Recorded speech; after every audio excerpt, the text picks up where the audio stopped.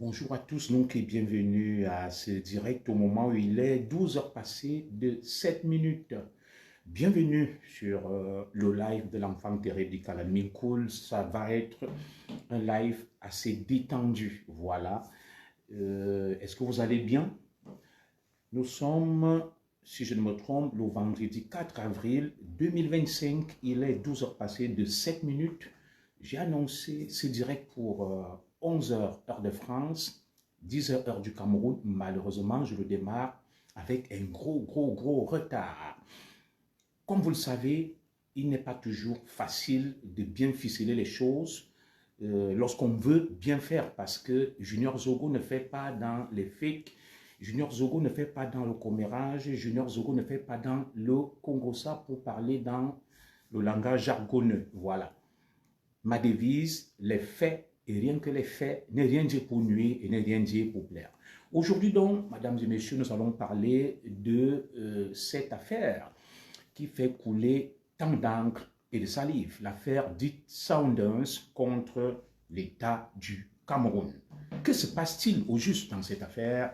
Nous avons vu des échanges épistolaires assez musclés entre deux personnalités de la République du Cameroun, en l'occurrence le ministre délégué en charge de la justice, M. Jean de Dieu Momo, et quelques instants après, une réplique cinglante, véhémente, du secrétaire général de la présidence de la République du Cameroun sur très haute instruction du chef de l'État. Bien évidemment, les journaux à potins, les médias, les réseaux sociaux en ont fait leur chou gras. Aujourd'hui, nous allons donc revenir sur ce que certains vivent comme une humiliation du ministre délégué auprès du ministre de la Justice, Jean de Dieu Momo, et d'autres le vivent comme tout simplement la marche normale des affaires. Je vous réserve aujourd'hui une exclusivité que personne d'autre, je dis bien personne d'autre, n'a pu vous réserver jusque-là, parce que ce que je vais diffuser aujourd'hui va lever beaucoup de tabous, va mettre fin à beaucoup de polémiques, va mettre fin à beaucoup de racontards, va mettre fin tout simplement à la désinformation et à la diffusion des fakes.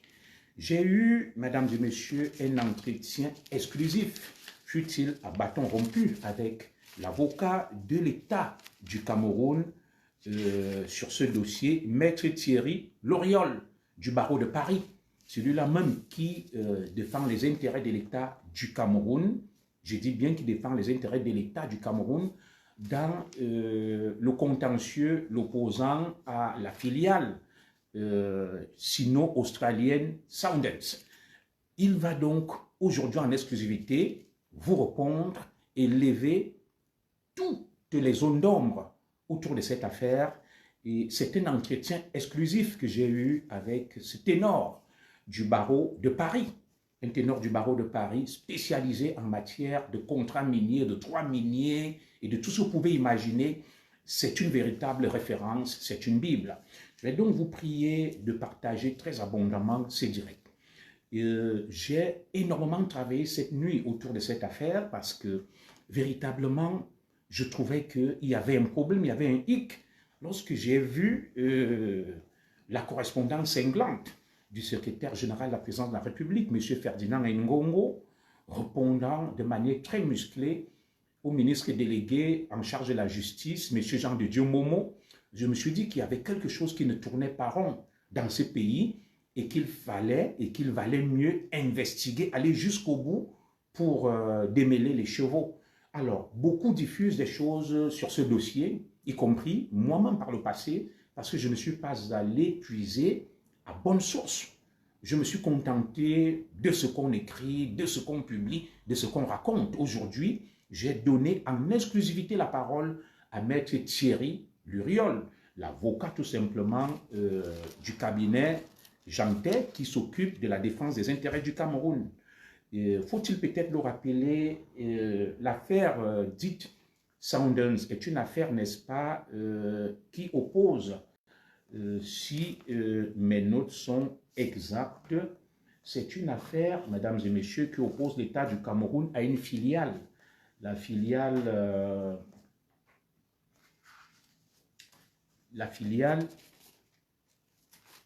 australienne spécialisée en matière de diamants, ou tout au moins en matière minière, et sa spécialité, c'est le fer. Et c'est un dossier qui ne concerne pas que le Cameroun, parce qu'il y a bien une partie, n'est-ce pas, du Congo qui est concernée par cet épineux dossier. C'est pour ça qu'on vous parle, n'est-ce pas, de l'affaire, mesdames et messieurs, si mes notes sont exactes, de l'affaire dont dite de Mbalam et de, je vais vous donner le nom, n'est-ce pas, de cette autre succursale, ou tout au moins la partie congolaise qui est concernée par ce dossier. Voilà. C'est un nom un peu compliqué qui vient du Congo. Et ce n'est pas que l'affaire dite de Mbalam, c'est une affaire qui concerne deux États. L'affaire Mbalam et l'affaire Nabeba. Nabeba étant cette partie, n'est-ce pas, du contrat avec le Congo-Brazzaville. Et Mbalam, c'est la partie du contrat avec le Cameroun. Et je vais donc vous planter le décor avant de diffuser en exclusivité l'entretien, l'échange que j'ai eu avec l'avocat du Cameroun sur ce dossier. Nous allons procéder de cette manière. J'annonce, je mets la première question, l'avocat répond, j'essaye, n'est-ce pas, de décrypter, d'analyser, et je remets la réponse et vous suivez. Il faut donc peut-être repréciser le contexte. Mbalam, c'est quoi au juste? Mbalam, en 2006, une entreprise australienne spécialisée en matière de minerais et plus précisément dans l'exploitation des gisements de fer du nom de Sundance va acquérir 100% des actifs d'une entreprise camerounaise ayant le permis d'exploration. Parce qu'en matière minière, il faut distinguer l'exploration de l'exploitation. Alors, l'entreprise camerounaise qui a reçu le permis d'exploration s'appelle Cameroun Iron. Cameroun Iron va donc vendre son permis intitulé EP 92 à la tout au moins à la filiale australienne Sundance en 2006. Alors, en 2008, donc, Sundance, qui est une entreprise australienne, va signer un accord de principe avec le gouvernement du Cameroun pour le développement du fameux projet dit, n'est-ce pas, de la mine de fer de Mbalam. Et les promesses n'auront pas été tenues malgré plusieurs prorogations de ce contrat ou de cette convention. Entre 2006 et 2021, donc, il faut peut-être le préciser, 0 g de fer n'auront été exploités ni sortis de cette mine. Dans la convention avec l'État du Cameroun, il était question de construire un chemin de fer entre reliant Mbalam à Kribi de 500 km, ou tout au moins 549 du côté camerounais et une centaine de kilomètres du côté, n'est-ce pas, congolais, dans cette ville dont je viens de vous donner le nom. Dans le même accord, il était question, n'est-ce pas, de construire un terminal minéral à Kribi. Et voilà, il était question de la construction d'un terminal minéralier, autant pour moi, un terminal minéralier au port de Kribi. Et bien évidemment, la promesse de créer de nombreux emplois, près de des milliers d'emplois. Alors, l'État du Cameroun va donc faire confiance à cette filiale qui ne va pas tenir ses engagements. Comme ça, de fil en aiguille, on va donc aboutir à une rupture entre les deux parties. Et la partie australienne Sundance va donc saisir la Cour de commerce international arbitral de Paris, un peu comme le Cameroun a saisi, ça va, la Cour internationale de justice dans le différend l'opposant au Nigeria sur la presqu'île de Bakassi. Et la filiale, ou tout au moins la multinationale Sundance, va donc estimer qu'elle a été abusée par l'État du Cameroun et va réclamer 94 milliards de francs CFA pour la transaction, comme l'a dit Maître Thierry Lubriol, ou alors des dommages et intérêts si la démarche aboutissait d'une valeur de plus de 3 400 milliards de francs CFA, presque la moitié du budget du Cameroun.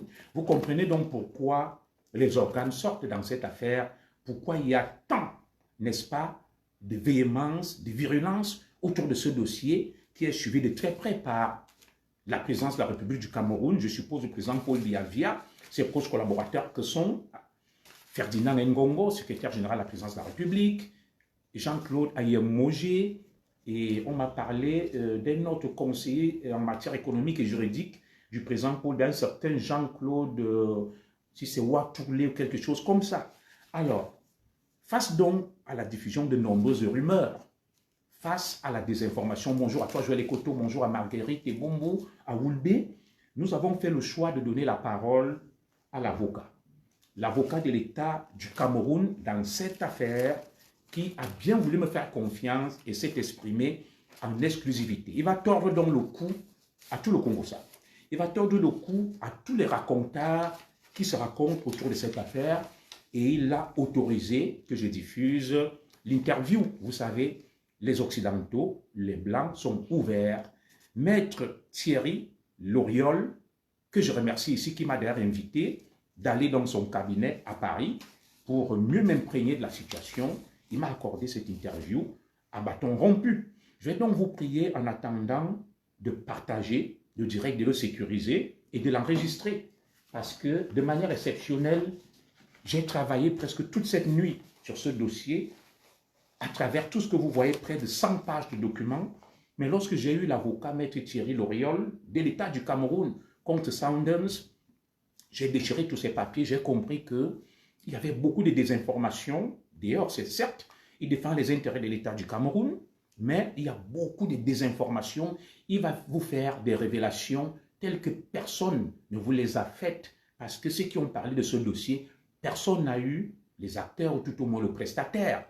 Bien évidemment, dans le respect de ce qu'on appelle ici la confidentialité, il m'a livré des informations assez précieuses, sans rentrer dans le vif ou le secret de la procédure. Et en exclusivité donc, je vais vous faire suivre l'entretien que j'ai eu ce matin, qui aura d'ailleurs retardé le début de cette émission, avec l'avocat de l'État du Cameroun installé à Paris, Maître Thierry Loriol, pape en matière du droit minier, en matière des contrats miniers, l'un des meilleurs spécialistes au monde. C'est un entretien qui dure 48 minutes où il tord le cou à tous les mensonges, il tord le cou à tous les bonimenteurs, il tord tout simplement le cou à tous les adeptes des fake news qui diffusent tout et n'importe quoi. Dans cette interview, j'ai donc appris que Maître Thierry Loriol, l'avocat de l'État du Cameroun, n'a jamais traité avec le secrétaire général de la présidence de la République du Cameroun, M. Ferdinand Ngongo, bonjour à toi, Doc Bolan, n'a jamais traité avec le ministre camerounais de la Justice, Laurent Esso, n'a jamais traité avec le ministre délégué Jean de Dieu Momo, n'a jamais traité avec le président Paul Biya. Il m'a dit, je traite avec le ministre camerounais des Mines. Il m'a parlé d'abord de Maître Ndoki, qui a son nom, pas Maître Ndoki, du ministre Dodo Ndoké qui est décédé. Et par la suite, il m'a parlé de l'actuel ministre par intérim. Deuxième mensonge, l'avocat du Cameroun m'a dit qu'il avait bien touché ses honoraires et que la procédure n'était pas bloquée, contrairement à ce qui était véhiculé du fait, n'est-ce pas, de la non-perception de ses honoraires, que la procédure était bien en marche, mais qu'il y avait d'autres problèmes qui n'avaient rien à voir avec ça. Alors, sans plus attendre, mesdames et messieurs, tout en évitant de verser dans le Congo-Ça, je vais donc vous diffuser en exclusivité cette interview. Positionnez-vous très bien. Ça va aller très fort ce matin. En exclusivité donc, mesdames et messieurs, nous avons l'échange avec ce brillant avocat du cabinet Jantais, Maître Thierry Loriol. Enregistré le direct. Nous allons le démarrer. Voilà. Je vais tester les appareils pour voir si tout est en ordre. Alors, boum, c'est parti.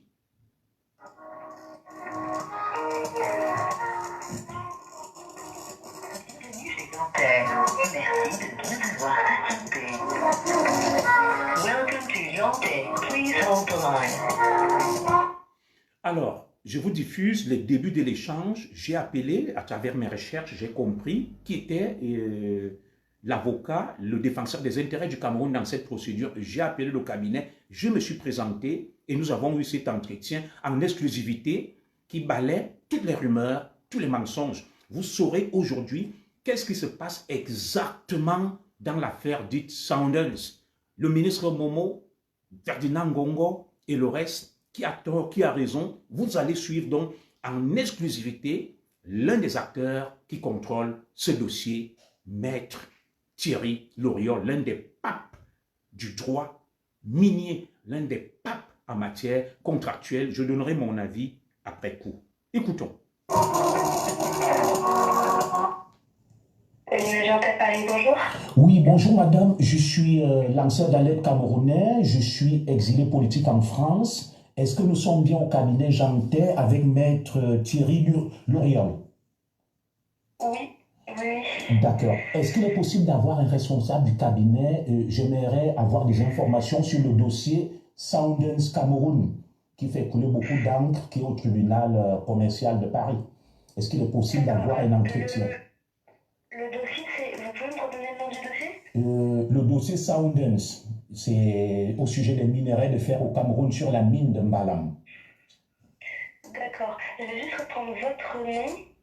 Voilà, moi je suis un lanceur d'alerte, je suis un ex-commissaire de police camerounais et j'aimerais avoir des informations avant peut-être d'en parler. C'est pour ça que je veux avoir la version du cabinet. Voilà. Très bien. Oui, je voulais juste prendre votre nom. Je suis le commissaire Zogo, réfugié politique en France d'origine camerounaise. Commissaire de police de formation. Je vais essayer de vous transférer tout de suite. Pardon? Je vais essayer de vous transférer tout de suite au bon D'accord. service. D'accord. Merci.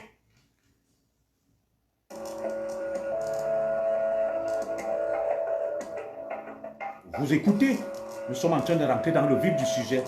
L'interview dure à peu près 45 minutes. Voilà, vous aurez des révélations, des grandes vérités au sujet de cette affaire. Ce n'est pas le Congo-Ça ici, ce n'est pas le Bakabadjo. Ici, c'est les faits. C'est parti.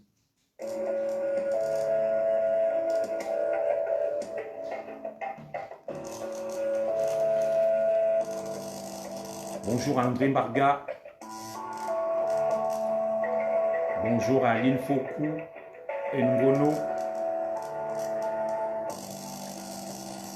Cramponnez-vous très bien.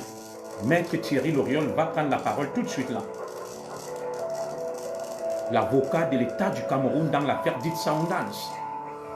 Sundance.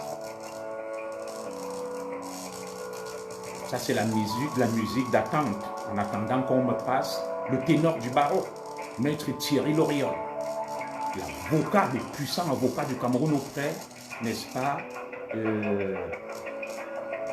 de la Cour du commerce international de Paris.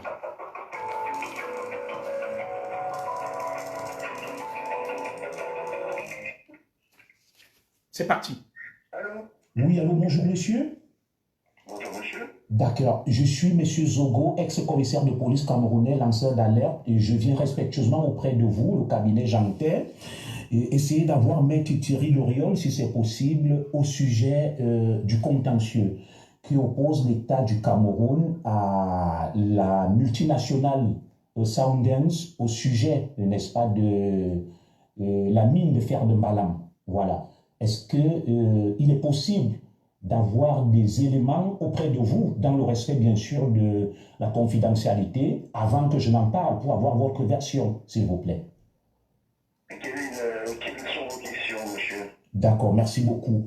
Alors, actuellement, cette histoire... Est-ce que vous entendez? Est-ce que le volume est bon? Le son, il est bon? Dites-moi oui, mettez des cœurs là.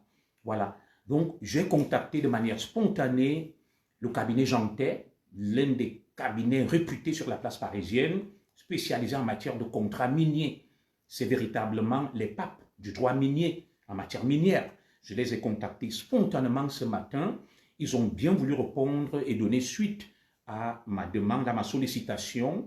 Et comme ça, de fil en aiguille, nous en avons discuté, échangé. Vous aurez des éléments poignants au cours de cet entretien. Alors, écrivez-moi là que l'élément, l'entretien est bien audible, le son est correct. Vous mettez des cœurs, vous me dites, tout est correct. Et puis, on va lancer l'entretien. Au fur et à mesure qu'il répond, Je vais décrypter, analyser et décortiquer. N'oubliez pas, ce soir à 18 h, nous serons sur TikTok, dans mon compte Zigli 237. Nous allons analyser la perspective d'octobre 2025 pour savoir qui est Paul Biya, pourquoi dure-t-il autant au pouvoir, quels sont ses atouts et est-ce que l'opposition camerounaise est en capacité de faire quelque chose. Alors, merci de la bonne information audible. C'est ça. Donc, tout est nickel, tout est OK. Nous allons continuer sans plus perdre de temps. Nous n'allons pas mettre à bout votre patience parce que nous savons que vous êtes tout yeux, tout oreille.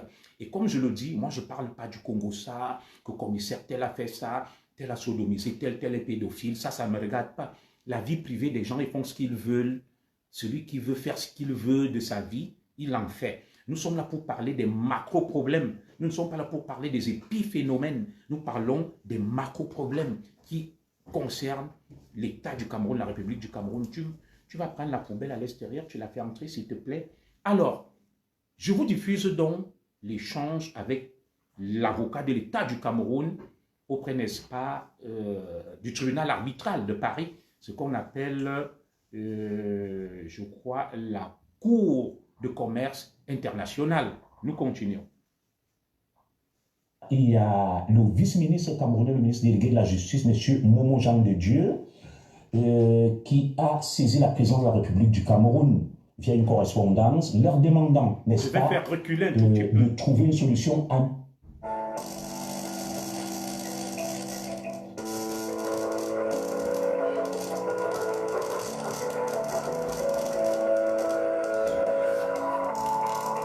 Merci à l'artiste, la star, ma star, Nadine Wandé. Merci.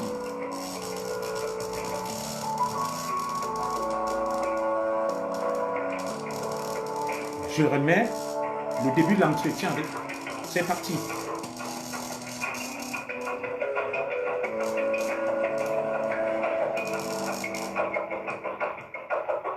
Je salue tous ceux qui suivent en sous-marin, qui viennent exploiter mon travail. C'est parti. Allô? Oui, allô, bonjour monsieur. Bonjour monsieur. D'accord, je suis monsieur Zogo, ex-commissaire de police camerounais, lanceur d'alerte, et je viens respectueusement auprès de vous, le cabinet Jantet, et essayer d'avoir Maître Thierry Loriol, si c'est possible, au sujet du contentieux qui oppose l'État du Cameroun à la multinationale Soundance au sujet, n'est-ce pas, de la mine de fer de Mbalam. Voilà. Est-ce qu'il est possible d'avoir des éléments auprès de vous, dans le respect bien sûr de la confidentialité, avant que je n'en parle, pour avoir votre version, s'il vous plaît? Quelles sont vos questions, monsieur? D'accord, merci beaucoup. Alors, actuellement, cette histoire-là, il y a le vice-ministre camerounais, le ministre délégué de la Justice, M. Momo Jean de Dieu, qui a saisi la présidence de la République du Cameroun via une correspondance, leur demandant, n'est-ce pas, de trouver une solution amiable dans cette histoire qui est au niveau, je crois, de la Cour de commerce internationale de Paris. Et le secrétaire général de la présidence a sorti une lettre sanglante lui demandant de ne pas engager une procédure amiable. Et les Camerounais en parlent beaucoup. Et moi, j'informe des Camerounais, je suis très suivi sur les réseaux sociaux et je préfère avoir la version de tout le monde.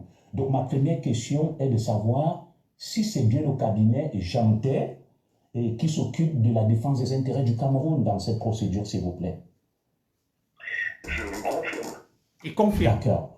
Deuxième question, avec votre permission, je vous remercie déjà infiniment.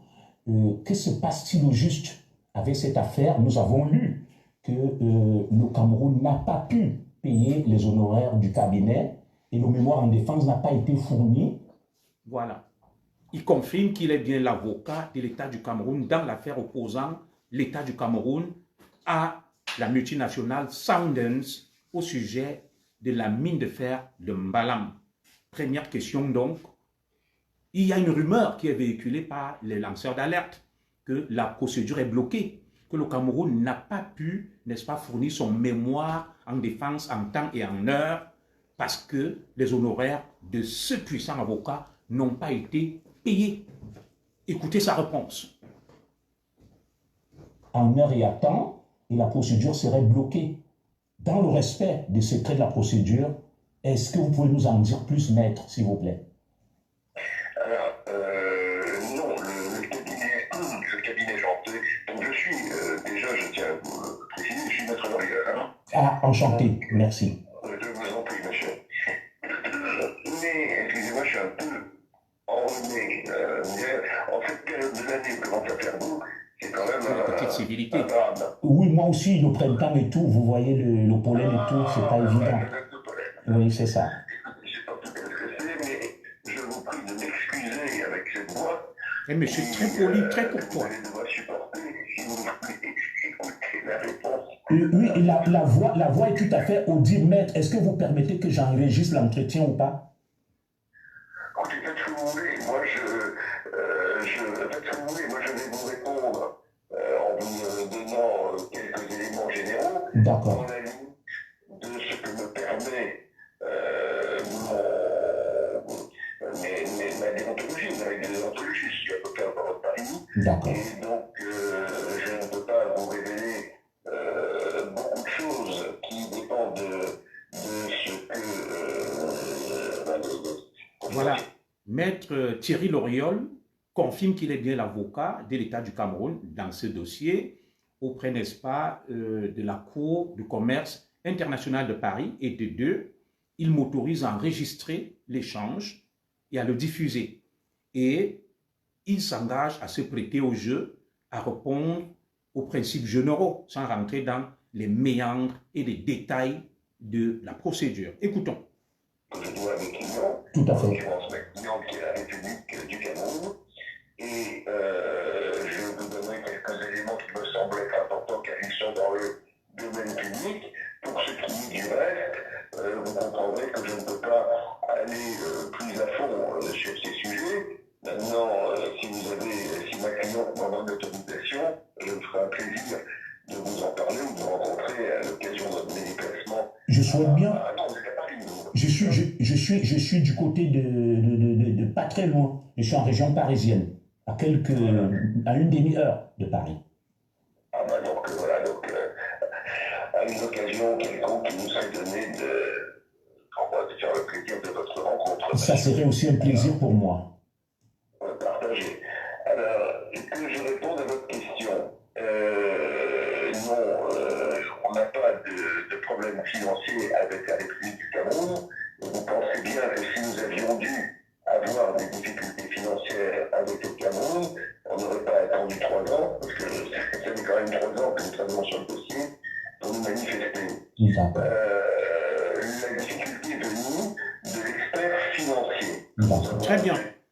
Maître Thierry Loriol confirme qu'il n'a aucun problème financier avec l'État du Cameroun, que ses honoraires sont à jour, tout a été payé. Contrairement à ce qu'on a dit que c'était la suite de la confrontation entre le ministre Laurent Esso et le secrétaire général de la présidence de la République, Ferdinand Ngongo, le bras de fer qui se poursuivait, que le ministre de la Justice, le garde des Sceaux, aurait refusé de signer les documents permettant, n'est-ce pas, de payer les honoraires du fameux cabinet Jantet, dont Maître Thierry Loriol est l'un des ténors et des piliers. Il dit, je n'ai aucun problème. Si c'était le cas, ça fait 3 ans que nous suivons ce dossier, cette affaire, mais il reconnaît néanmoins qu'il y a un problème avec l'expert financier. Écoutez, soyez très attentifs. Ce dossier qui a été partiellement payé. Et lorsqu'il a remis son rapport, il aurait dû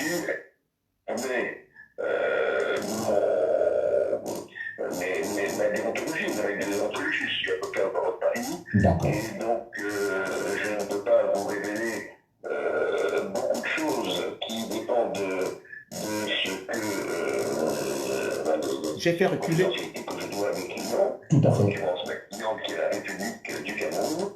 Et je vous donnerai quelques éléments qui me semblent être importants car ils sont dans le domaine public. Pour ce qui est du reste, vous comprendrez que je ne peux pas aller plus à fond sur ces sujets. Maintenant, si ma cliente m'en donne l'autorisation, je me ferai un plaisir de vous en parler ou de vous rencontrer à l'occasion de mes déplacements. Je souhaite bien. Non, vous êtes à Paris, vous. Je suis du côté de pas très loin. Je suis en région parisienne, à une demi-heure de Paris. Ah bah donc voilà, à une occasion quelconque qui nous serait donnée de faire le plaisir de votre rencontre. Ça serait aussi un plaisir pour moi. Partagé. Alors, que je réponde à votre question. Non, on n'a pas de problème financier avec la République du Cameroun. Vous pensez bien que si nous avions dû avoir des difficultés financières avec le Cameroun, on n'aurait pas attendu 3 ans, parce que ça fait quand même 3 ans que nous travaillons sur le dossier pour nous manifester. La difficulté est venue de l'expert financier que nous avons retenu dans ce dossier, qui a été partiellement payé. Et lorsqu'il a remis son rapport, il aurait dû être payé du complément. D'accord.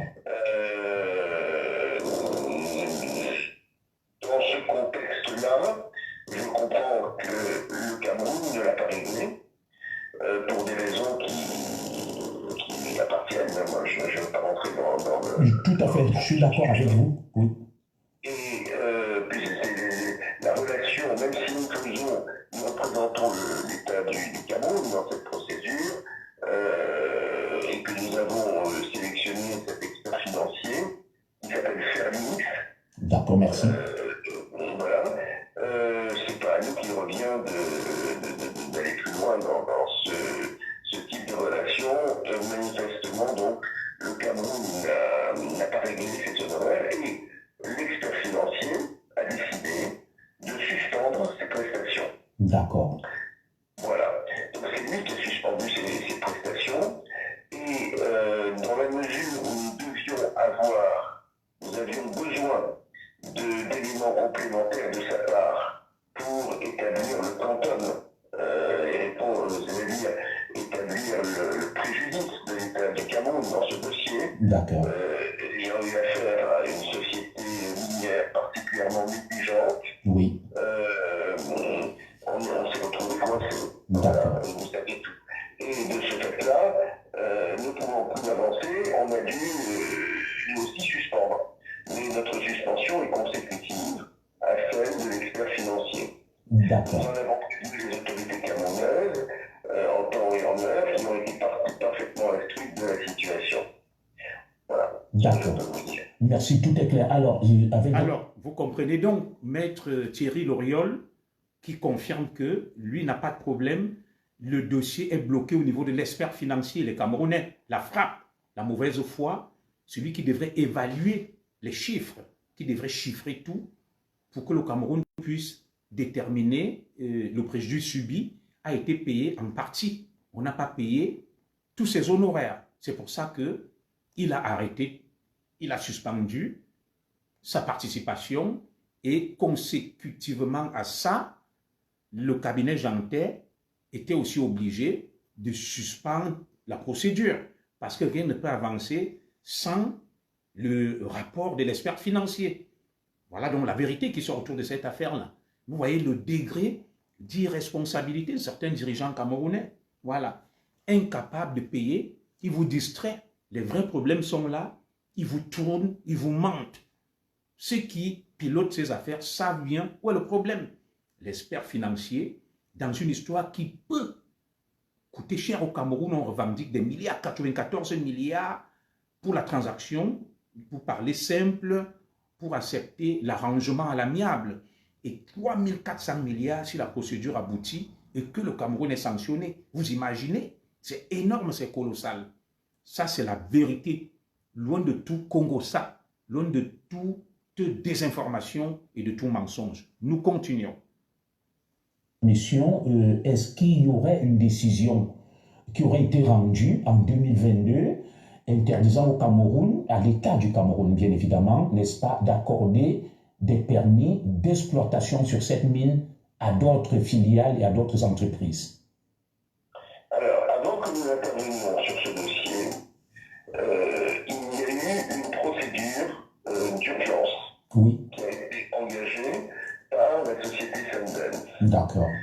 Dans le cadre de l'arbitrage auquel vous faisiez référence tout à l'heure. D'accord.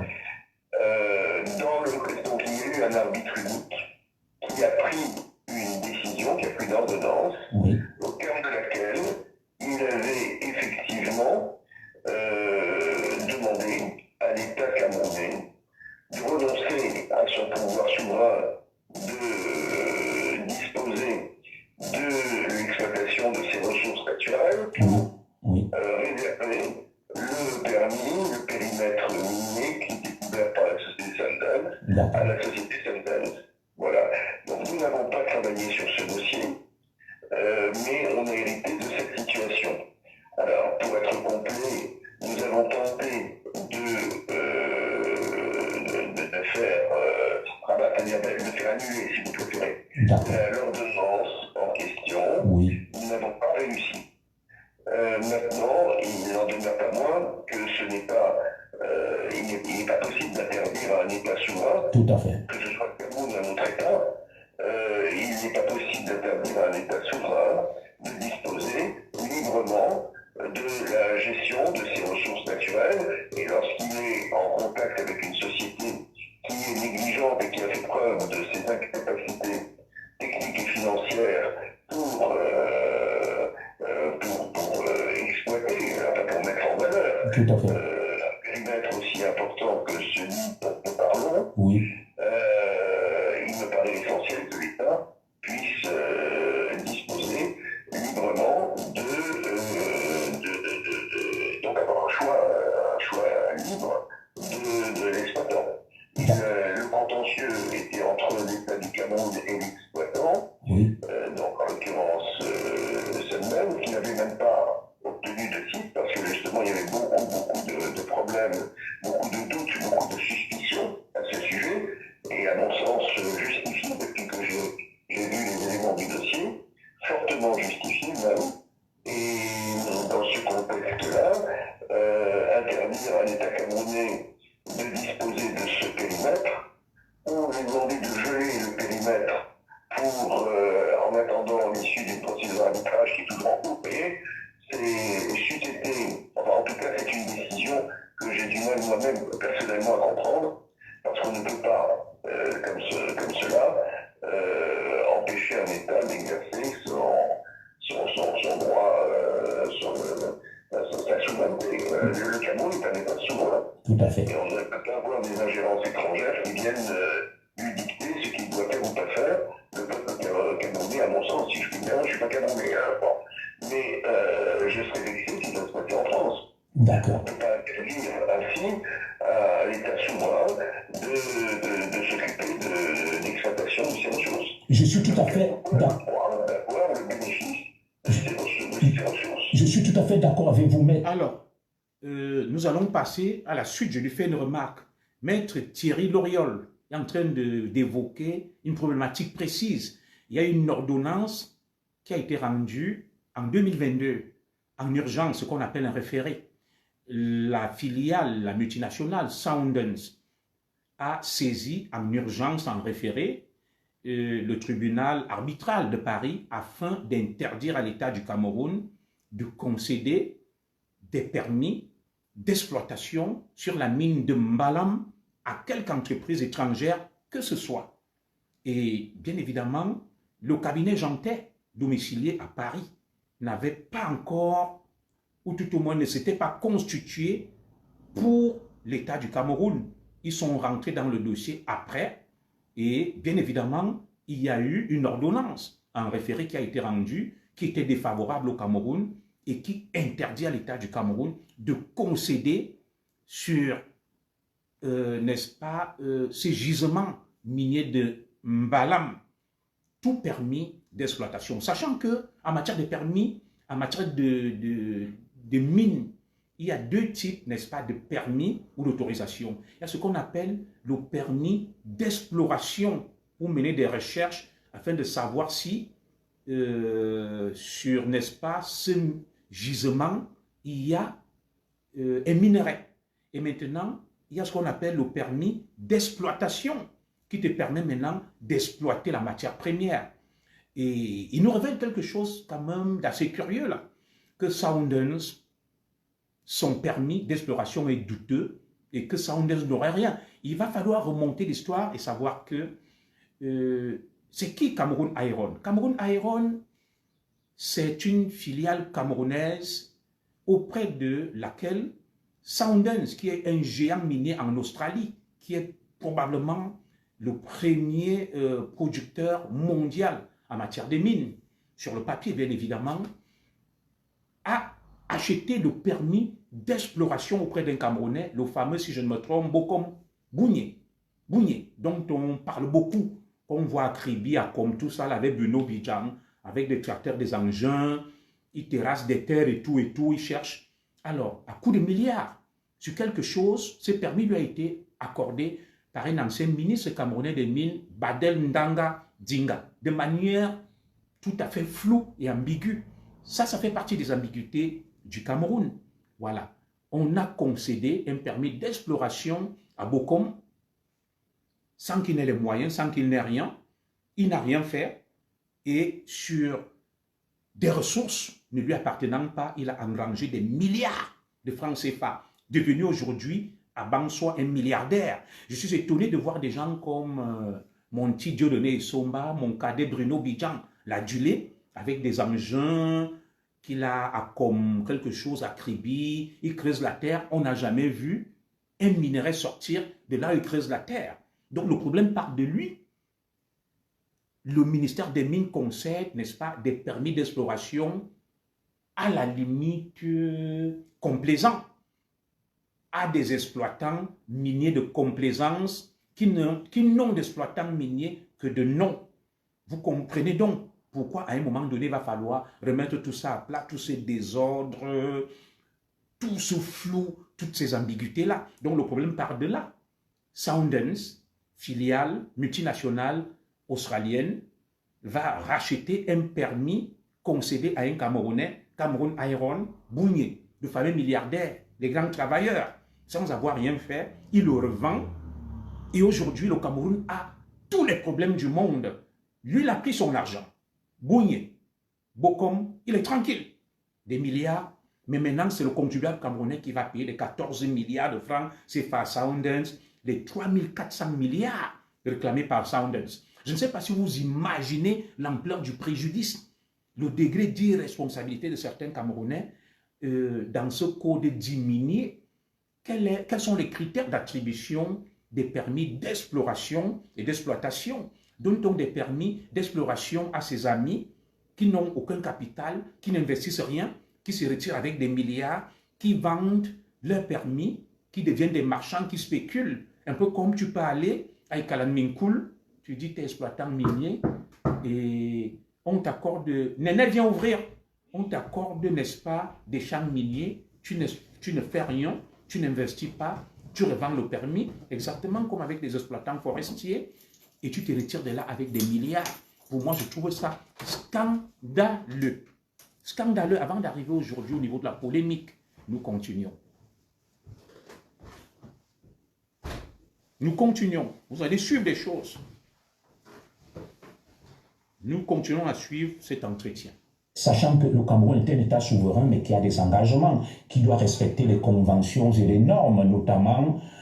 Alors, pourquoi je lui pose cette question? Il parle de la souveraineté du Cameroun, que bien qu'il y ait cette ordonnance en référé qui interdit au Cameroun de concéder un permis d'exploitation à quelque filiale que ce soit, au final, mesdames et messieurs, le Cameroun, pour lui, Maître Thierry Loriol doit passer outre cette décision parce que le Cameroun est un État souverain et jouit de sa souveraineté. Le Cameroun est un État souverain et jouit de sa souveraineté. Et je le reprends donc en lui disant qu'il y a des normes et des lois internationales. Bien que le Cameroun étant un État souverain, il ne peut pas bafouer. D'où ma question. Écoutez sa réponse. Cela me ramène à une autre question. Quelle est donc la valeur des décisions prises par cette Cour de commerce international de Paris si le Cameroun va exciter, n'est-ce pas, le principe de sa souveraineté, sachant que le Cameroun a eu à faire recours à ce genre d'institutions, notamment sur l'affaire dite de Bakassi, dans un autre domaine, où il y a eu une sentence arbitrale qui a été exécutée. Alors, est-ce que le Cameroun devrait d'un côté respecter certaines décisions et de l'autre brandir sa souveraineté, maître? Très bonne question. Il y a des règles, il y a un droit qui régit ce domaine. Sauf erreur de ma part, parce que vous prenez un pied levé, hein, mais sauf erreur de ma part, le litige qui concernait la presqu'île de Bakassi était une question de souveraineté territoriale, c'est-à-dire qu'il y avait une, si je ne me trompe pas, Tout à fait. Il y avait Un conflit entre le Nigeria et le Cameroun sur cette presqu'île, sur ce territoire de Bakassi. Oui, c'est ça. Et je crois que ce n'était pas la cour d'arbitrage de la CCI. Non, mais je n'ai pas parlé de la cour d'arbitrage, j'ai parlé d'une autre cour, la cour internationale. Voilà, la CIJ. La cour internationale de justice à La Haye. Tout à fait. Je crois Oui. a rendu une décision qui était une décision de délimitation des frontières. Donc, à Bakassi, c'est autre chose. À Bakassi, il y avait une incertitude relativement à l'établissement des frontières, et on a établi la souveraineté du Nigeria, n'est-ce pas, hein, et du Cameroun sur telle ou telle partie de ces périmètres. Ici, on est dans quelque chose de différent. Personne ne conteste la légitimité de la souveraineté de l'État camerounais sur ces zones. Il n'y a pas de contestation à la connaissance. Oui, avec votre permission, mais il y a un conflit qui découle de la signature d'un certain nombre de contrats et de conventions sur des ressources du Cameroun. Et il y a un droit en la matière qui régule. Alors, si chaque État se cache derrière sa souveraineté, bafoue le droit, fait n'importe quoi, je pense que vous, en tant qu'expert, c'est pour éclairer les lanternes des Camerounais, vous, en tant qu'expert, il y a bien un droit en la matière qui doit être appliqué. Mais le Cameroun ne s'est jamais caché derrière ses responsabilités. Aujourd'hui, il faut replacer les choses dans leur contexte. Le Cameroun est victime de comportements de sociétés comme celle qui est la société Sundance, dans la mesure où nous sommes clairement en présence de sociétés qui n'ont pas suffisamment de moyens financiers et techniques Oui. pour conduire des projets de l'importance de celui de Madame. Tout à fait. Et le Cameroun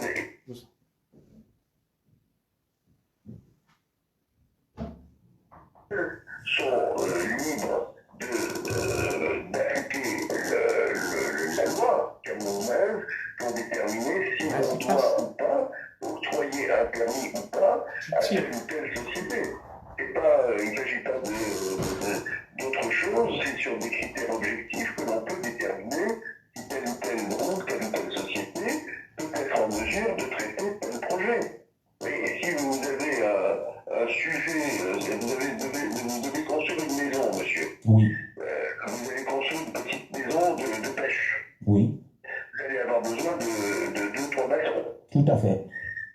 Maintenant, si vous devez construire un immeuble de 20 étages, est-ce que vous croyez que 2-3 maçons seraient suffisants? Je ne le pense pas. Et moi aussi.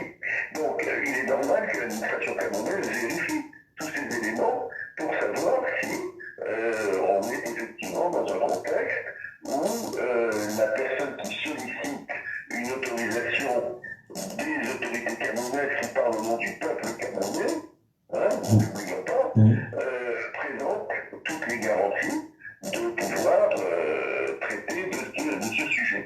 Maintenant, pour revenir à ce que vous me disiez, l'État camerounais, comme je le disais à l'instant, ne s'est pas caché derrière quoi que ce soit pour faire face à ses responsabilités. Oui. On l'a attaqué, on l'a agressé en lui disant qu'il avait soi-disant violé tel ou tel principe de droit ou tel accord dont vous faisiez pas. L'État camerounais se défend. D'accord. Et l'État camerounais, je ne sais pas, il peut avoir raison, il peut avoir tort, qu'importe. Tout à fait. Il se défend. Tout à fait. Maintenant, vous savez, je vais prendre un exemple pour peut-être vous faire comprendre mon sujet.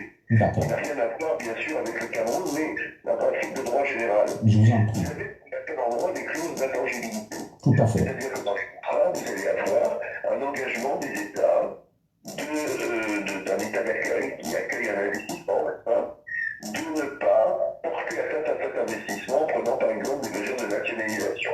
C'est ça. Mais qu'est-ce qui va empêcher l'État de nationaliser? Vous n'allez pas envoyer une troupe de parachutistes dans en question. Oui, mais le Cameroun, quand même aussi, est lié par un certain nombre de conventions. D'accord. Le Cameroun n'est pas une zone de non-droit. Un État a un patrimoine, maître. Ah, d'accord. D'accord. Je vous en prie. On ne peut pas empêcher l'État d'exercer sa souveraineté. Si l'État décide de nationaliser, eh bien, il doit nationaliser. Oui. Maintenant, il doit le faire en respectant les principes internationaux ou les principes de l'État lui-même. Voilà, tout à fait. On est d'accord, Voilà. tout à fait. Et si jamais il les a violés, il doit verser une indemnité. D'accord. Là, on est d'accord. Voilà. Et c'est exactement ça dont on fait état. Si l'État camerounais, dans le cadre de Mbalam, a violé tel ou tel principe de droit, pourquoi pas? Je ne suis pas convaincu, moi, en ce qui me concerne. Au contraire, j'ai la ferme conviction que la victime ici, c'est bien l'État camerounais. D'accord. C'est notre souhait de toute façon. Tout le monde peut faire des erreurs, vous savez, vous, je suppose, moi, j'en peux en commettre aussi, vous voyez. Tout à fait. Et dans ce cas-là, quand on finira, on répare. Absolument, je suis d'accord avec vous. Ça paraît normal. Voilà. Maintenant, je n'ai pas du tout, sincèrement, je vous le dis entre nous, mais je n'ai pas du tout la conviction que l'État camerounais ait commis des erreurs irréparables ou terribles. Il se trouve que le dossier a été traité avec plus ou moins de rigueur selon les périodes et les étapes. Tout à fait. Mais il y a beaucoup plus à dire de l'autre côté. Du côté du Cameroun, croyez-vous que les autorités camerounaises soient stupides au point de vouloir se passer d'investissement, surtout dans un secteur qui demande à être développé, comme son Excellence le Président de la République l'a répété à plusieurs reprises. Le développement des ressources extractives pétrolières minières de l'État constitue une priorité pour l'État, sauf erreur de ma part. Hein. Non, tout à fait. Tout à fait. Les autorités camerounaises, s'ils étaient tombés sur un investisseur de qualité, auraient, pardonnez-moi, mais craché dessus en de partir. Absolument. Alors, oui. Voilà. Oui, merci, maître. Alors, vous suivez donc, avant de passer à la question suivante, il est en train de développer une partie très, très, très essentielle dans son argumentaire. Je lui oppose, n'est-ce pas, le droit, les conventions internationales à la notion de souveraineté. Il m'explique que oui, l'État du Cameroun est tout à fait dans son droit, n'est-ce pas, d'exercer sa souveraineté via ses ressources minières, de les concéder à qui il veut, de mettre fin à des contrats, quitte à bafouer le droit et à dédommager les uns et les autres. Et que dans l'affaire opposant l'État du Cameroun à la filiale Soundance, l'État du Cameroun est victime parce que pour lui, la filiale Soundance n'a pas d'argent, elle n'est pas crédible, c'était un éléphant blanc qui est venu dans ce projet pour entourlouper, pour entuber l'État du Cameroun. Et que dans ce qui se passe, probablement il y a eu des erreurs, mais qui ne sont pas irréparables de la part de l'État du Cameroun. Des erreurs de négligence, des incompétences et le reste. Mais pour lui, expert, fin connaisseur des contrats miniers et du droit minier, ce n'est pas tout à fait irréparable. C'est des erreurs de négligence dues aux administrateurs camerounais, des petits détails, et que tout le monde peut se tromper, mais que dans cette affaire, Soundance était loin d'être une entreprise crédible, disposant de fonds susceptibles de lui permettre, n'est-ce pas, de mener à terme ce projet et de l'exploiter. Que c'était tout simplement une coquille vide. C'est ce qu'il dit, et il sait de quoi il parle. La suite donc de l'entretien. C'est clair, juste deux dernières questions, je vais vous libérer. Vous avez un agenda très chargé. Sur cette affaire de la mine de Mbalam, l'État du Cameroun qui a accordé un permis d'exploration à cette entreprise, Soundance, aurait quand même pu s'entourer de toutes les garanties. Il y a peut-être aussi une négligence du côté des experts camerounais, des autorités. Et ce n'est pas le premier cas. Il y a eu l'affaire, n'est-ce pas, des diamants de Mobilon, de beaucoup de mines, des mini-matap et tout, où l'État du Cameroun a traité avec beaucoup de légèreté des gros contrats et ça s'est soldé par un éléphant blanc. L'État du Cameroun aurait dû en tirer toutes les leçons et les conséquences, mais on est surpris que les mêmes erreurs se reproduisent. Et moi, en tant que Camerounais, je vous dirais aussi pour terminer, c'est la dernière question, on connaît l'état de corruption au Cameroun. on a eu beaucoup de dossiers, notamment l'affaire Glencore, impliquant des hauts dignitaires du Cameroun qui prennent des commissions et des pots de vin pour accorder, n'est-ce pas, des contrats de complaisance, connaissant bien les tenants et les aboutissants, à des entreprises peu crédibles. Est-ce que vous êtes au fait de tout ça, maître? Moi, je vais vous répondre à vos deux questions. Mais j'inverserai la réponse parce que ce que vous me dites est... Partagez le direct. Oui. Votre deuxième question, je n'ai pas, et je parle solennellement, je n'ai pas d'éléments dans ce dossier me permettant d'asseoir la moindre corruption ou tentative de corruption de Sundance à l'égard des autorités camerounaises, ou inversement, même on peut imaginer, pourquoi pas, hein, des autorités camerounaises vis-à-vis de Sundance. Je n'ai non seulement je n'ai aucun élément, mais aucun soupçon d'élément de la sorte. Du reste, je me permets de préciser qu'en face, Sundance ne dit pas, mais ils auraient pu le dire aussi, ça aurait été dans l'intérêt de leur dossier, qu'ils avaient fait l'objet de demandes de paiement ou de corruption de la part des autorités camerounaises. Il n'y a rien dans le dossier. Donc, moi, personnellement, bien sûr, il y a de la corruption, vous en avez en France aussi, vous savez. Il ne faut pas dire que c'est toujours en Afrique que ça se passe. Oui, mais nous parlons du Cameroun. Celle du Cameroun est plus flagrante. Oui. Non, mais c'est humain. Ce que je veux dire par là, c'est une spécialité camerounaise. Hein. Mais, en l'occurrence, à ce dossier, je n'ai pas d'éléments qui soient... on n'a pas la moindre ligne, le moindre mot de corruption dans ce dossier. Est-ce que vous avez entendu parler du scandale Glencore impliquant des hautes personnalités du Cameroun dans un procès retentissant à Londres qui implique justement des dignitaires du Cameroun dans des contrats miniers de ce genre? Il y a des preuves, des éléments. Le procès est en cours. En France aussi, vous avez des hommes politiques qui ont été pris la main dans le sac. Moi, je parle en tant que Camerounais. Laissons la France, les intérêts du peuple camerounais. En France... Moi, je vous dis que en matière, je vous dis très clairement, dans ce dossier, il n'y a absolument rien D'accord. qui se rattache à la corruption, tentative de corruption. Mais alors, non, à ma connaissance, il m'était été transmis. Tout à fait. Et je vous garantis également qu'en face, il n'y a rien dans le dossier concernant cette question de corruption. Ok, je vous crois, maître. Ok. Ah ben ça, vous pouvez, oui. Je ne m'amuserai pas à vous raconter des... Vous pouvez être de bonne foi. Peut-être il y a des éléments qui pourraient vous échapper, mais vous êtes de bonne foi, a priori. Oui. Vous savez, c'est comme quand vous allez voir le prêtre à la confession, vous lui dites que vous voulez bien lui dire, hein, aussi. Tout à fait. Alors maintenant, vous avez posé une question avant celle-ci, qui était une question de légèreté de l'administration camerounaise, ça fait hors de ma part. Oui. Vous avez fait pas certains projets, vous avez fait pas, je crois, de la bauxite, de Minima.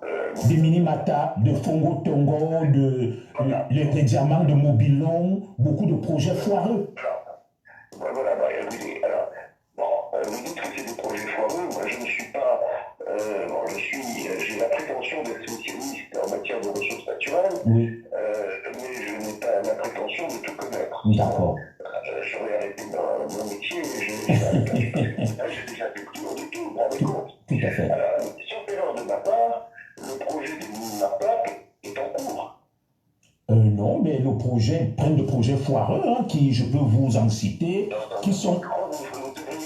Vous devriez regarder, je pense. Non, c'est des projets foireux qui n'ont pas abouti. L'État du Cameroun est très en difficulté. Ça s'est soldé par un échec retentissant. Voilà. C'est des espèces, c'est des entreprises qui font de la spéculation en bourse, qui viennent, qui n'ont aucune capitalisation, qui flouent l'État du Cameroun avec la corruption et s'en vont, ils se partagent des commissions. Alors, monsieur la corruption, ma corruption, je connais. Alors, je n'ai pas d'éléments de corruption sur le Cameroun, personnellement. Je sais qu'on en parle, mais... Le Cameroun a été classé champion en matière de corruption pendant plusieurs années par l'ONG Transparency International. Il y a des archives, des documents. La corruption au Cameroun est un fait connu, décrit même par le président de la République, son Excellence Paul Biya, qui l'a reconnu dans plusieurs discours. Il y a des opérations Manoulipi, même propres, qui ont été lancées avec beaucoup de hauts dignitaires incarcérés. vais vous poser une question. Vous connaissez Saint Thomas? Si je connais qui? Saint Thomas. Oui, Saint Thomas, dans l'entourage de Jésus-Christ, là, qui disait qu'il ne croit qu'après avoir vu. Oui, J'ai touché, et touché. c'est ça. Oui. Vous comparez plus que ça à Saint Thomas, moi je suis comme lui, moi. C'est-à-dire que moi personnellement, vous me posez une question. Moi je vous réponds, je ne suis pas au courant des faits de corruption. Pour moi, personnellement, je suis comme Saint Thomas, surtout moi en tant qu'avocat. Je ne peux pas dire mon sentiment, mon idée, voilà, non. Il me faut des preuves et des éléments. Donc moi je vous réponds, bien sûr, tout le monde parle de corruption, on en parle en France. Bonjour Alain Christian, mon cadet, merci. On en parle au Congo, en Algérie, n'en parlons même pas.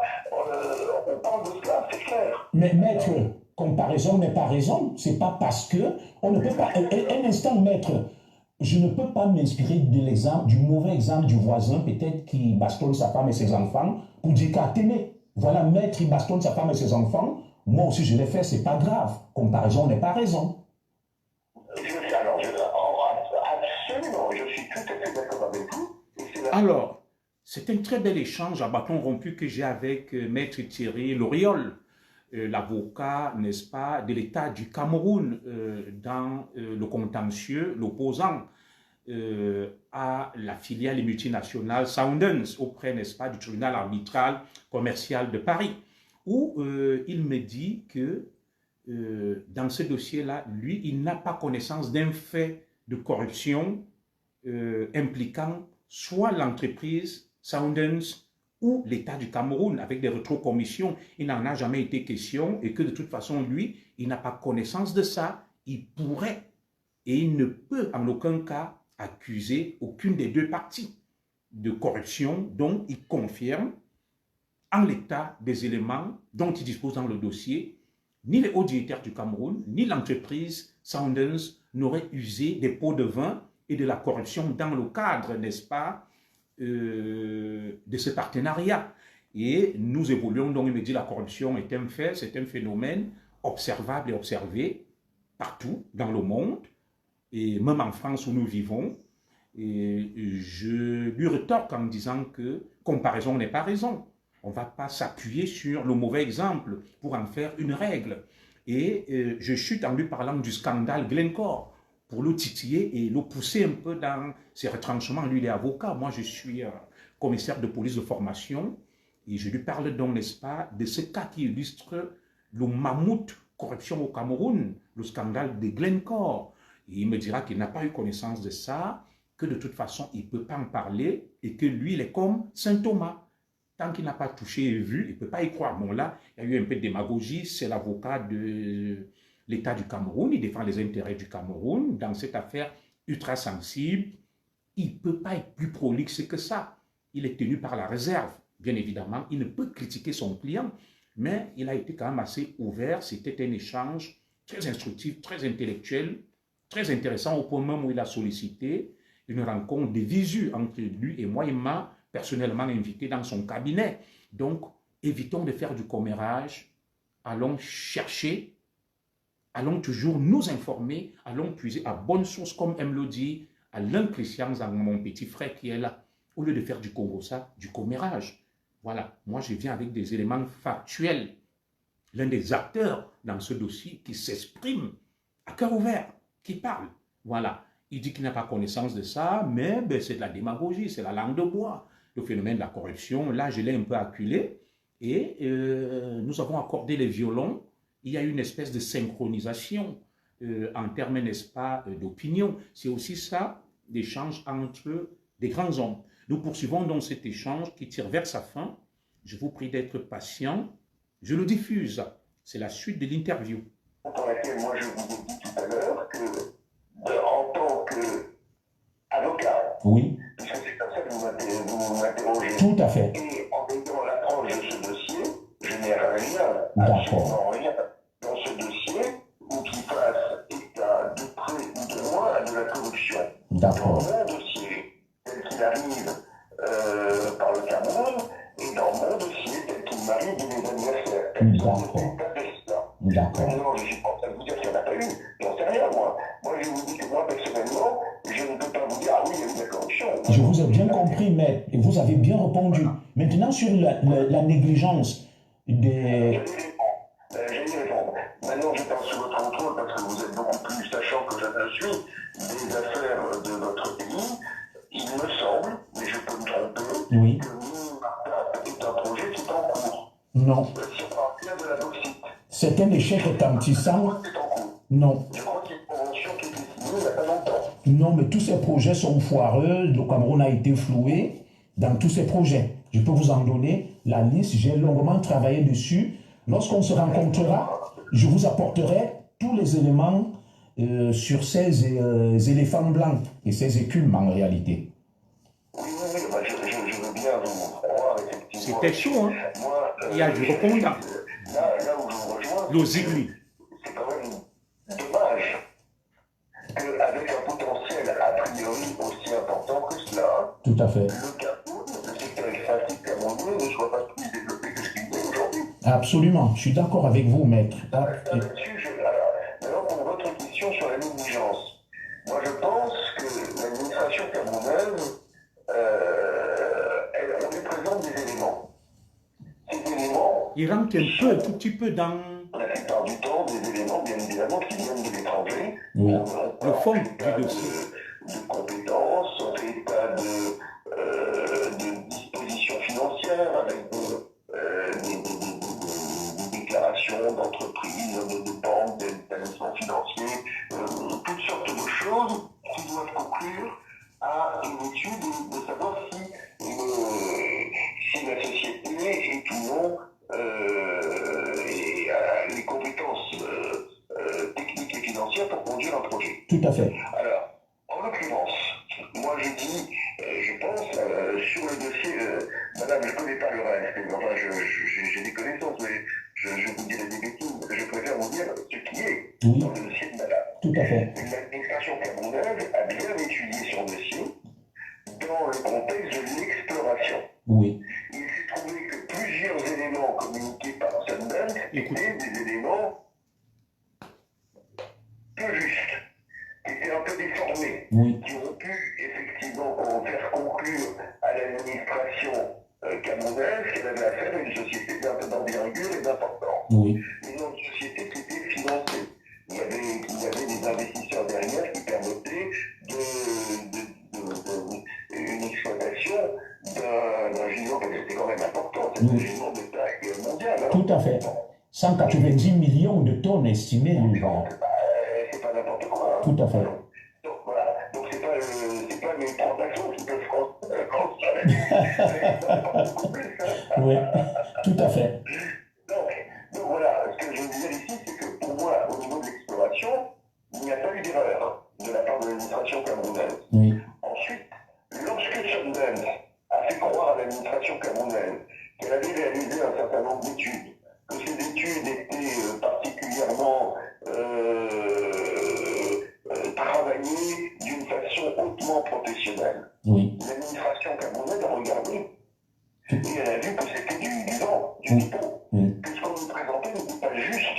Et c'est pour ça qu'ils n'ont pas eu le permis. Oui, mais pendant près de 16 ans, l'administration s'est faite flouer avec autant d'experts, maîtres. Nul ne peut se prévaloir de sa propre turpitude. Vous connaissez cet adage-là. Faire confiance à une société peu crédible pendant 16 ans sans vérifier, sans s'entourer de garanties sur sa crédibilité et la faisabilité de ses capacités, autant pour moi, de financer le projet. Pour moi, ça me paraît quand même assez léger pour des gens aussi expérimentés. Vous savez, je crois que l'erreur est humaine. D'accord. Et que quand vous avez affaire à Je l'ai atomisé.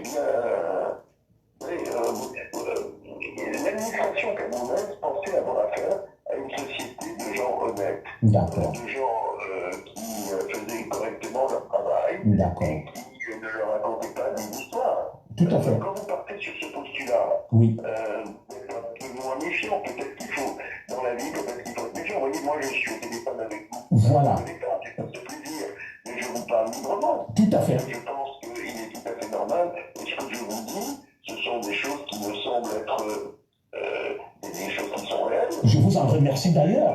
Voilà, que je suis pas en train de plaider le dossier Non. confidentielle. Je vous donne mon intime conviction. Tout à fait.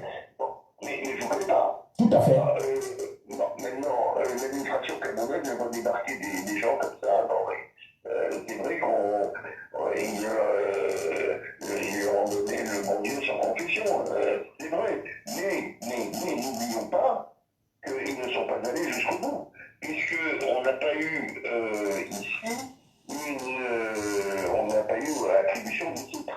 Et justement, c'était quelque chose de très fort. D'accord. L'administration a réagi. Oui. Des courriers qui ont été très fermes.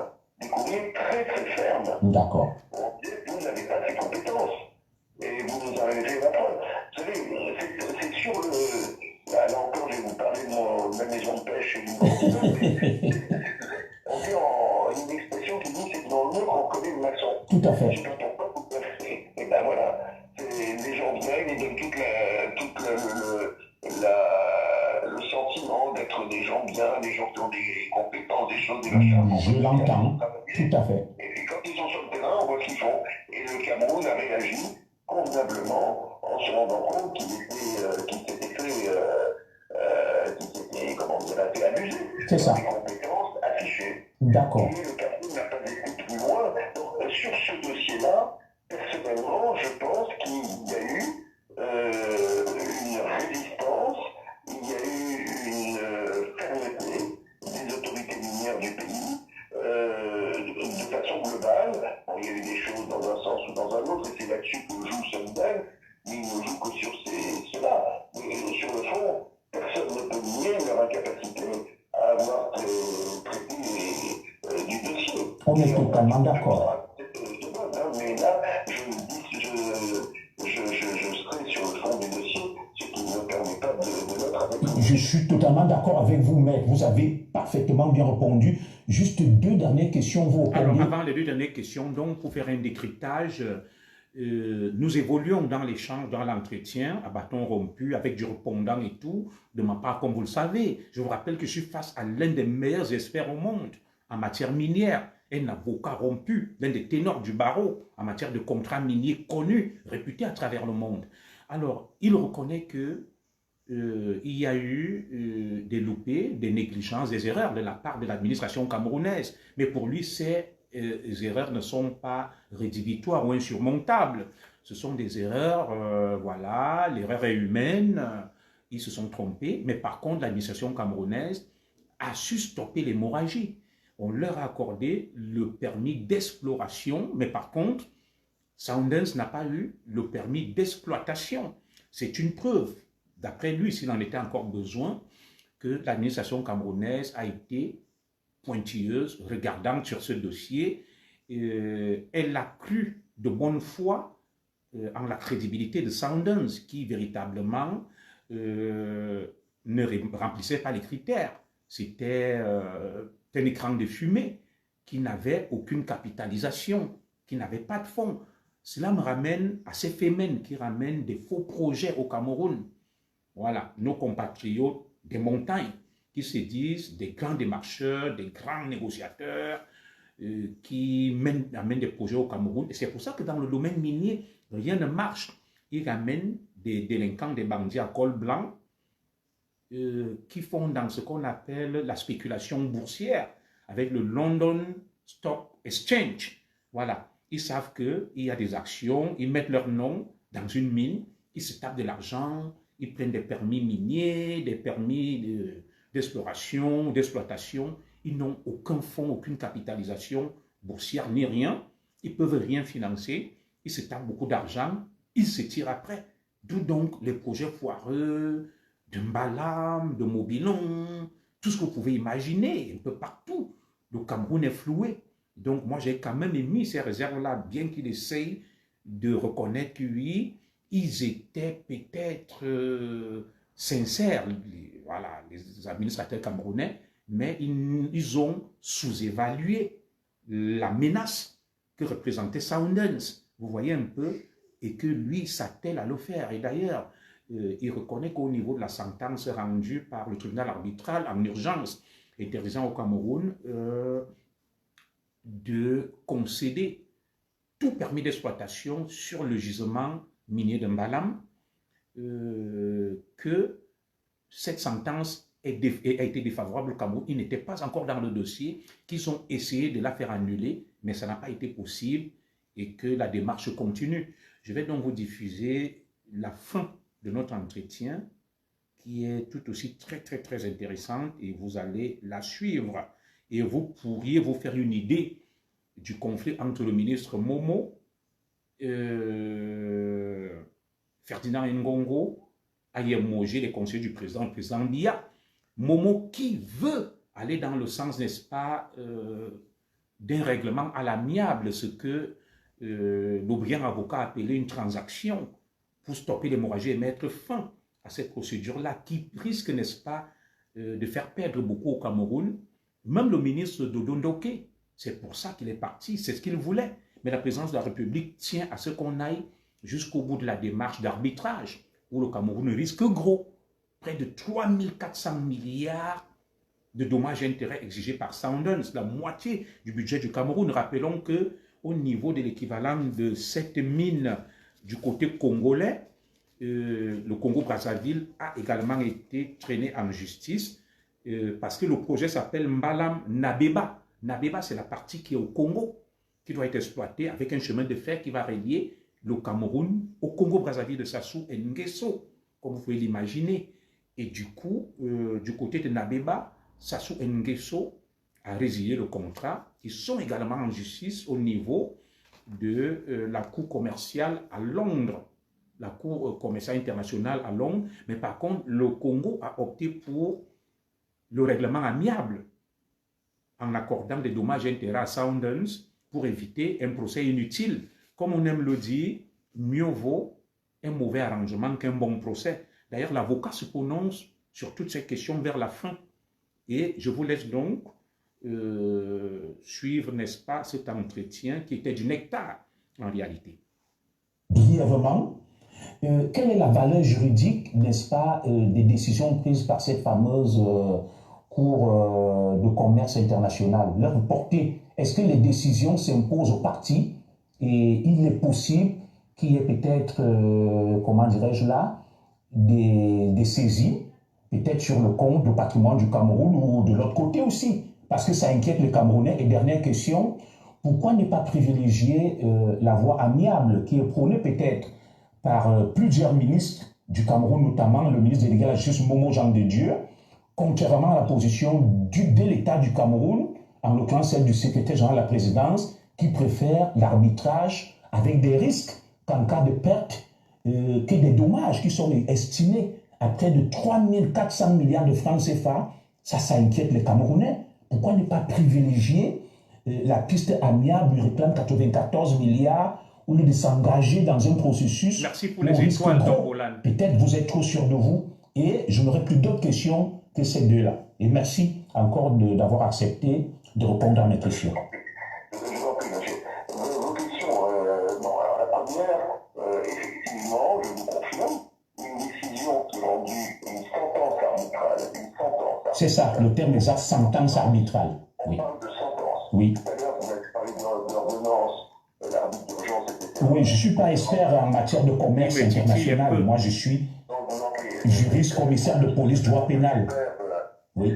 Expert sur vos spécialités, monsieur. Mais une sentence arbitrale rendue sous l'égide du CID de la TTI, comme du CID ou d'autres instances d'arbitrage, doit faire l'objet d'une exécution. D'accord. Sous réserve, bien évidemment, de recours qui peuvent porter sur des questions d'annulation ou il y a des cas très particuliers qui vont permettre éventuellement de bloquer l'exécution de la sentence. D'accord. Mais la sentence, le principe, c'est qu'elle s'applique. D'accord. Merci. Maintenant, elle s'applique. Alors, bien évidemment, vous avez affaire ici à deux mondes. Vous avez une société qui n'a aucun actif, Oui. qui n'a rien. Oui. Et en face, vous avez un État. Qui est solvable. J'en viens là-dessus, souvent, qui a des moyens qui est un État. Et un État déjà fait en faillite. Tout à fait. Donc, bien évidemment, si le Cameroun venait à gagner, il serait très content, il mettrait la décision sur un mur, mais il ne pourrait pas recevoir le moindre franc CFA de la condamnation, puisqu'ils n'ont plus rien, ces gens-là. D'accord. Ils ont tellement plus rien qu'ils se je n'ose même pas vous dire à quel taux il faut, enfin, dans quelles conditions financières, il finance Sundance pour agir contre le Cameroun. Vous entendez? Il dit quelque chose là, que Sundance, si la procédure aboutit à son terme, si Sundance est condamné, Sundance n'a rien, aucun patrimoine ruiné, dépôt de bilan, ils ne pourront rien donner à l'État du Cameroun, mais par contre l'État du Cameroun est solvable et crédible. Et il révèle que Sundance serait financé par des tiers qui ont des intentions inavouées vis-à-vis du Cameroun, qui veulent déstabiliser. Et je lui pose une question sur cette petite subtilité-là. Vers la fin, il va y répondre. Il faut quand même reporter cela, je crois que c'est important. L'autre chose, alors, relativement à une transaction ou pas, moi, je ne suis qu'un actionnaire du droit. Moi, je fais ce que les clients me demandent de faire. Les clients ne m'ont pas demandé d'aller chercher une transaction, ils m'ont demandé de défendre les intérêts du pays. D'accord. Et je essaie de le faire le mieux du monde. Maintenant, mon avis ici, vous savez, vous ne trouverez jamais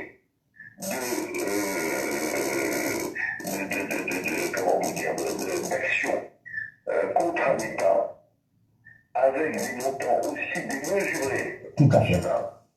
Ça donne du tournis, maître. Plus de 3 000 milliards. Parce que ça veut dire que ce sont des gens qui, on joue là-dessus. On vous donne, moi je vais vous dire, j'ai des dossiers d'arbitrage en Afrique centrale, oui. Pour d'autres États que le Cameroun.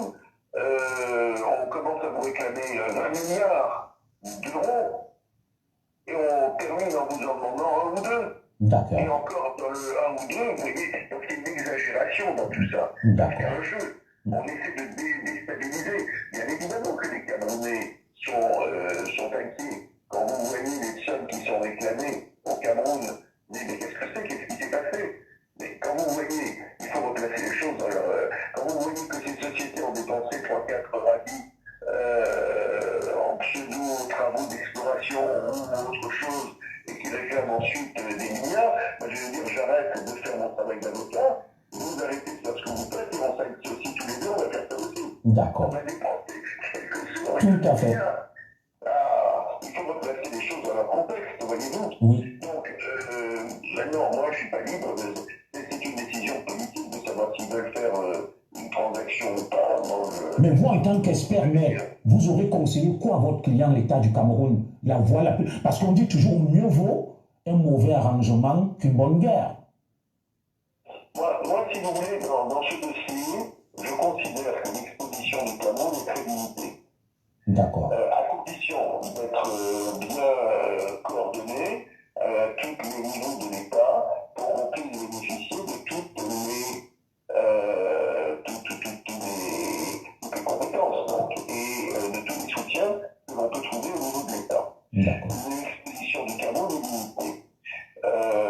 Les demandes de Sundance sont exagérées. J'irais même jusqu'à vous dire qu'elles sont totalement insupportables. On ne peut pas réclamer des montants aussi importants sans avoir... il faut avoir du culot. Hein. Moi, je veux dire, il faut avoir du culot. D'accord. Donc, pour moi, ma vision des choses, elle est là.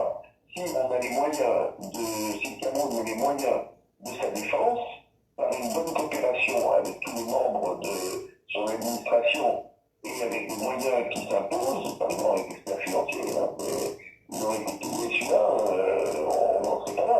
D'accord. Je pense que nous avons ici beaucoup plus intérêt à avancer dans le dossier. Maintenant, pourquoi pas une transaction? Moi, je suis pas opposé à une transaction, mais encore faut-il que la transaction porte sur des sommes raisonnables. D'accord. Vous avez parlé de combien? J'ai pas combien. 94 milliards pour une transaction et 3400 milliards si jamais la démarche va jusqu'à son terme en termes de dommages. Non, ne vous inquiétez pas. Là, c'est simplement des... Non, c'est pas parce que vous demandez quelque chose que vous l'obtenez. Il faut arrêter, quoi. D'accord. Non, faut être raisonnable. Mais 94 milliards, ça fait combien en euros, ça? le- le- J'ai du mal. c'est quand même énorme, hein, 94 milliards en euros, Bonjour sachant Angélique, que ma 1 grande sœur. million d'euros, c'est 650 millions de francs CFA, à peu près. Donc là, 1 million d'euros. Ouf, ça fait quoi ça? Ça fait plus de 120 millions d'euros? Voilà, c'est ça, exactement. Je ne sais pas ça. Non, non, non. Mais attendez, mais il faut reporter les choses pour un pays comme le Cameroun. Mais il faut arrêter. D'accord. C'est insensé. Alors, moi, je me ferai l'honneur d'assister aux prochaines audiences avec... Alors, vous voyez, il continue à développer pour lui. Est-ce qu'il est favorable à une procédure transactionnelle, c'est-à-dire un arrangement à l'amiable, comme le préconise le ministre Momo, comme le ministre Dodo Ndoké, paix à son âme, l'a proposé.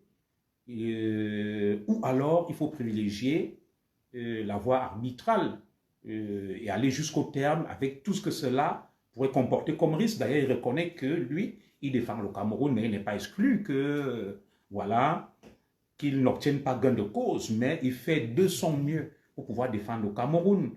Il dit que lui, il fait ce que son client lui a demandé de faire. Pour le moment, l'État du Cameroun est sur une position d'arbitrage et non transactionnelle, ou tout au moins amiable.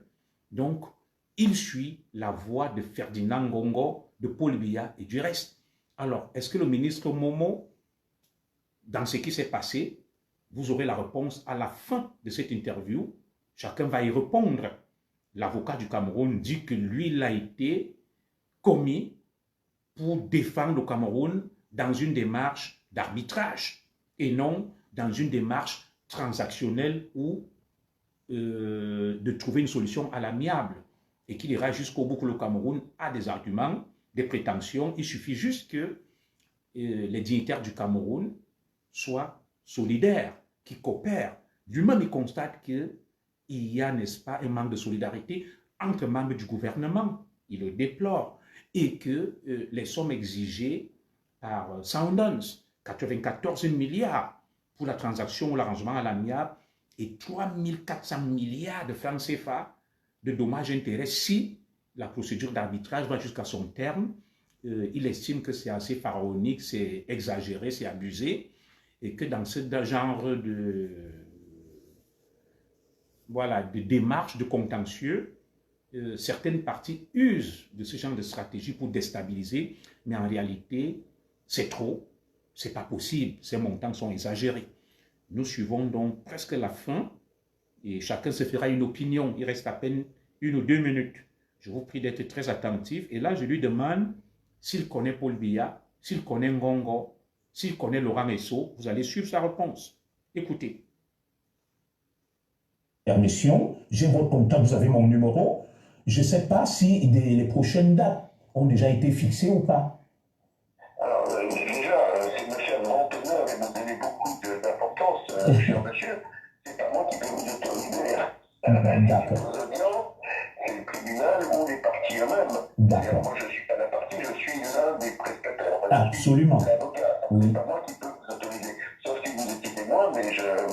Ah, mais les audiences, elles ne sont pas publiques? Non. D'accord, ok, je comprends. C'est le principe de l'arbitrage. Elles peuvent l'être, ne soyez pas... elles peuvent l'être, elles peuvent ne pas l'être. D'accord. Maintenant, malheureusement, je n'ai pas pu tout enregistrer. Il y a une petite partie où je lui demande s'il connaît Ferdinand Ngongo, Laurent Esso, et Momo Jean de Dieu me dit qu'il ne les connaît pas, qu'il n'a traité qu'avec le ministre des Mines et que il a adressé des comptes rendus de son travail, de ce qu'il faisait au secrétaire général de la présidence, au ministre de la Justice, mais qui ne traite pas avec eux. Voilà donc, nous sommes arrivés au terme de ce bel échange, de ce merveilleux entretien qui va permettre aux uns aux autres de se faire chacun une idée, une opinion sur la situation exacte dans cette affaire dite de Sundance. Alors, aujourd'hui, on ne va plus accuser le ministre Momo de ceci, Ngongo de cela. Tout a été clarifié par l'avocat de l'État du Cameroun auprès, n'est-ce pas, de la Cour de commerce internationale de Paris, qui est clair là-dessus, Maître Thierry Loriol. Il a tout dit, il n'est pas rentré dans les secrets de la procédure, des restés professionnels. Voilà, il a tenu quand même à apporter ces éléments, ces éclairages pour la lanterne du public camerounais, du peuple camerounais qui s'en inquiète, qui se pose beaucoup de questions face aux montants faramineux, face à toutes les polémiques autour de cette affaire-là. 94 milliards par-ci pour l'arrangement à l'amiable, 3400 milliards par-là pour le dédommagement si jamais l'affaire va jusqu'à son terme au niveau du tribunal arbitral, des ministres qui ont laissé leur peau, des correspondances musclées. Voilà, mesdames et messieurs, nous sommes donc arrivés au terme de ce bel échange, commencé presque à 12 heures. Nous sommes à 13 heures, presque 40 minutes. Si vous avez des petites questions, en 3 ou 4 minutes, je vais les lire et je mettrai la clé sous le paillasson. Je suis resté donc professionnel, factuel. Voilà. Je ne vais pas faire des allusions, des insinuations, des analyses, des affirmations gratuites. J'ai donné la parole à un acteur essentiel. Il vient de s'exprimer et tout le monde a pu suivre. Nous avons donc tordu le cou aux bonimenteurs. Nous avons tordu le cou aux affabulateurs, aux lanceurs d'alerte mythomanes et menteurs qui racontent tout et n'importe quoi autour de cette affaire. Alors, je vais lire vos questions, vos observations jusqu'à 13h45, pendant 5 minutes s'il y en a. Après, je vais prendre congé de vous, si Dieu le veut, et nos ancêtres aussi. Nous allons nous retrouver probablement vers 18h sur TikTok. Abonnez-vous massivement sur mon compte TikTok Zigli237. Nous allons donc parler de 2025, du président Paul Biya, sa longévité, son système, son entourage, et de ceux qui veulent le challenger, seront-ils en capacité? Pourquoi est-il si difficile de dégommer ou tout au moins de terrasser le président Paul Biya? Et cette opposition-là, est-ce qu'elle en est capable? Nous débattrons donc de tout ça ce soir à 18h sur TikTok. Vos questions, vos observations, vos remarques, vos analyses. J'aurais rencontré Maître Thierry Loriol dans son cabinet de visu, en présentiel. Nous allons faire une interview où vous allez le voir. Il va parler sur d'autres zones d'ombre qui continuent à persister autour de cette affaire. J'ai donc fait de mon mieux pour pouvoir éclairer les lanternes des uns et des autres sur ce sujet.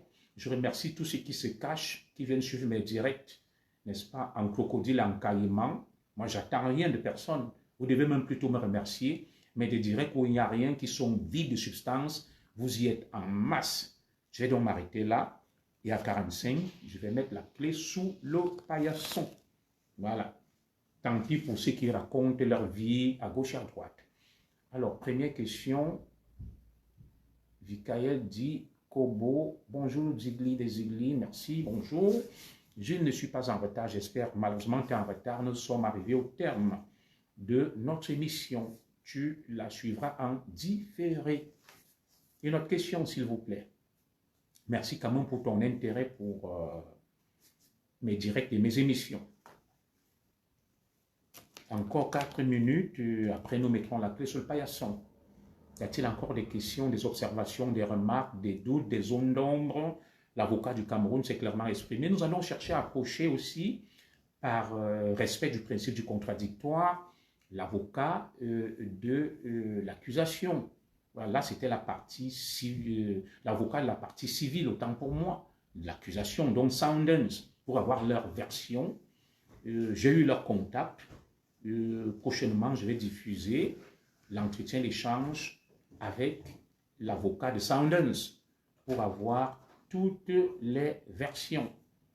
Pour ne pas être, monsieur, une seule version, pour ne pas faire dans... Il faut rester professionnel, voilà. Et moi, je reste professionnel.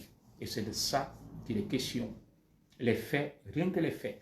Ne rien dit pour nuire, ne rien dit pour plaire. Il y a beaucoup d'affabulation, de mensonges. Oui, Laurent Esso n'a pas payé, il a refusé de signer les instructions envoyées par Ferdinand Ngongo pour payer les honoraires de l'avocat Maître Thierry Et l'Oriole, oui, c'est la continuité de l'affaire Martinez-Zogo entre Laurent Esso et Ngongo, c'est le bras de fer, tout ça, c'est du bluff, c'est faux.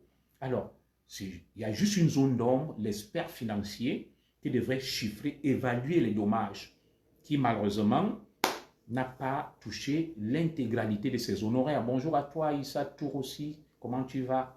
Bonjour mon commissaire, je vais suivre en différé, tout à fait, pas de réseau au boulot. Beaucoup de courage à toi, tu le suivras. C'était un très grand direct. Enregistrez-le parce que Facebook ne garde les directs que pour 30 jours. Désormais, au bout de 30 jours, ils disparaissent. Il faut les enregistrer. Donc, beaucoup de mensonges véhiculés, tout ça, vous avez eu la vérité. Je suis en lien avec l'un des prestataires et non des moindres dans cette affaire dite de Soundens.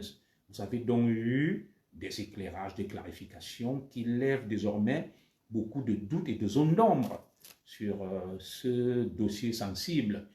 Loin de moi l'intention peut-être de vouloir exposer aussi les secrets de ce dossier dit sensible. C'était tout simplement une démarche qui se voulait pédagogique pour éclairer les lanternes des uns et des autres et tordre le cou au fake, au mensonge et à la diffamation. Moi-même, de fois aussi, il m'arrive de ne pas vérifier, mais je fais un maximum d'efforts d'aller puiser à bonne source pour avoir la bonne information. Alors, dans 2 petites minutes, nous allons mettre un terme à ce direct. S'il n'y a plus de questions, s'il n'y a plus d'observations, je suppose que tout a été clair. Maintenant, aux bookmakers, à tous ceux qui piratent les directs, allez-y, découpez et exploitez mon travail. Vous êtes libre. Voilà. Plus de questions. Je vous remercie pour votre très aimable et bienveillante attention. Le compte à rebours a commencé. Plus qu'1 minute et nous mettrons un terme à cet échange et à ce direct. Merci encore une fois de m'avoir suivi. Et je sais que ce n'est pas facile. C'est une heure où les gens sont au travail, dans les bureaux. Ils vont m'écouter en différé à travers les 4 coins du monde, en Afrique, et Kalan Minkul, et Bebda, Biwombane. Ils vont m'écouter aux Amériques, en Asie, en Océanie, en Europe, en Antarctique, au paradis et même en enfer. Voilà. Parce que nous émettons partout, même en enfer, même au paradis, nous sommes écoutés et suivis. Malheureusement, ceux de l'enfer et du paradis, ils ne peuvent pas intervenir comme vous. Voilà, mesdames et messieurs, merci